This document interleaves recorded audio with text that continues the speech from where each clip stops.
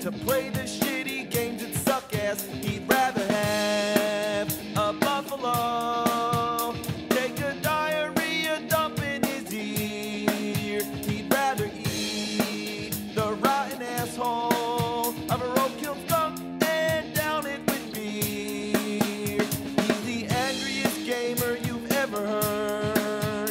He's the angry Nintendo nerd. He's the angry Atari Sega nerd. He's the angry video game nerd.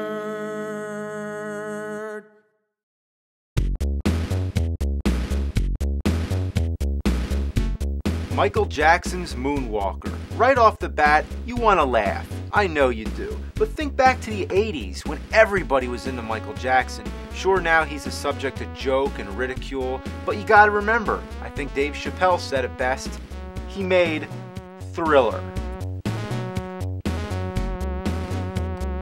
Thriller. Back then, there weren't too many video games where you can play as a celebrity, so that's why it was a big deal. It was based off the arcade game of the same name, which was based off the movie of the same name. It was one of the first games that attracted us to the new Sega Mega Drive, known as the Genesis in North America. NES players like myself looked on with envy when this sexy beast hit the scene. It was black, it was round, and it said 16-bit right on the front, like in your face, bitch! Moonwalker was one of the first Genesis games I ever played. At the time, I thought it was awesome, but other than the novelty of it being Michael Jackson, there wasn't really anything too special about it.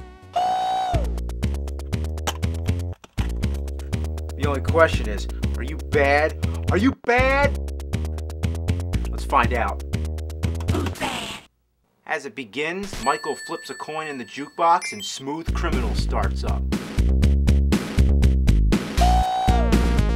So all you do is go around, kick fairy dust at people, and rescue kids. Yeah, you can't advance the next level until you get all the kids. Now, I know what we're all thinking here, but really, that's all it is. You're just rescuing the kids. Michael! Michael! Michael! Michael! Michael! But who are these kidnappers, and why are there so many kids? Why do they all look the same? And why do you have to open doors, look in windows, and spin bushes open to find them? Couldn't there be a better way? That's the main problem I have with this game, is how redundant it is. You can't skip any doors, because if you go through the whole stage and miss just one kid, you have to go back. And of course, you're not going to remember which door you didn't open, so you got to open them all again. You have no choice but to stop and check every single door, every single window, and leave no stone unturned, quite literally. Most of the later stages don't even follow a linear pattern. They don't go from left to right or top to bottom. They're all over the place, so you're always going to be confused which spots you already checked. There's one stage where you're checking cars, but often there's a bomb in the car that you can't avoid. You don't even need to get hit by the explosion. The bomb itself hurts you. Even if you check the same car twice, there's another bomb. You have no choice but to check every car, so the only way to avoid the bombs is if you played the game so many times that you can actually remember which cars have kids and which ones have bombs. I'm also not very fond of the kick, because if your enemies are shorter than you, it doesn't help. Like these spiders, or even these dogs. They're such a bitch. Literally. A lot of animal abuse in these games. There's a variety of special moves which are kind of cool. Michael can spin, throw his hat, grab his crotch.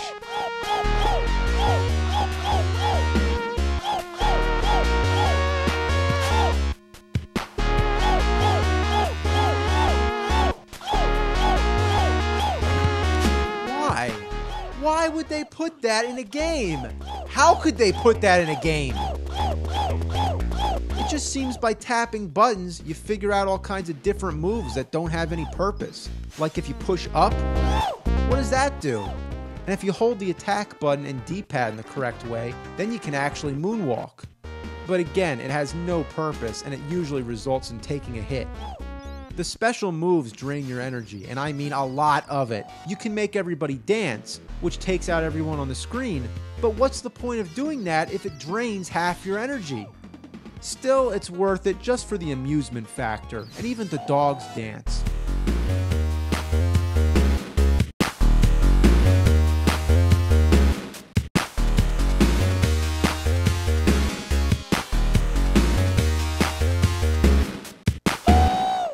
There's also an invincibility move, but let me tell you how this works. Every once in a while, a shooting star comes by. It's rare, but if you manage to act fast enough to touch it, this happens.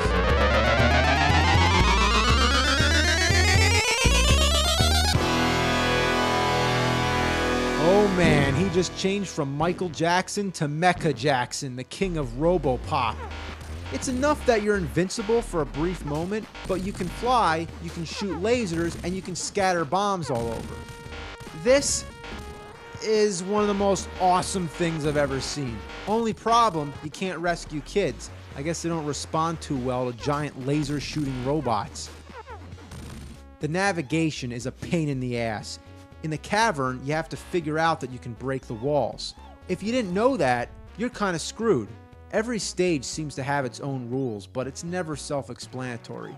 It took me a while to figure out that I needed to go down these sewers. At first, I thought they were just part of the scenery, because when you push down, nothing happens. You have to know to do the spin. Each stage, after you find all the kids, you have to fight a boss. But rather than the boss just simply appearing, Bubbles comes in and tells you where to go. So naturally, you just follow where he's pointing. But sometimes he points straight up or straight down.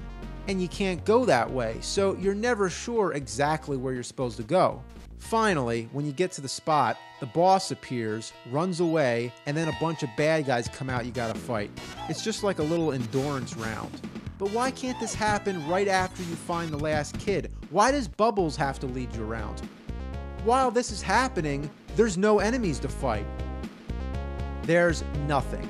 You're just walking to the boss. There's no purpose at all. It's like in Simon's Quest when you're walking through Dracula's castle and there's no enemies or obstacles. You just walk down steps and keep on going till you get there. It's a waste of gameplay. What's the point? Also, it's very specific where you have to stand. Like here, the boss didn't come out just because I was on this platform. I have to be on the ground. Also, this boss guy that keeps running away, even though you don't fight him, you can still take damage if you touch him.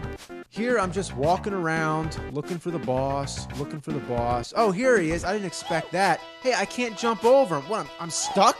What is this shit? This is bullshit. God, jeez!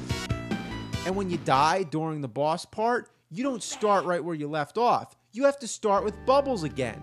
What's the point of having to walk all the way to the boss again? Where's the Thriller music? Instead, it's Another Part of Me from the Bad album. Why would they go through the trouble of including a graveyard scene in a Michael Jackson game and not use Thriller? I guess if you do the dance move, you'll hear it. No? That's the Thriller dance, but where's the music? Only if I do the dance in stage 3-3, I get a different song, Billie Jean. Apparently, some copies of the game have Thriller and others don't. That makes no sense. At this point is where the game starts to get really hard. Look at all these zombies. You think there's enough?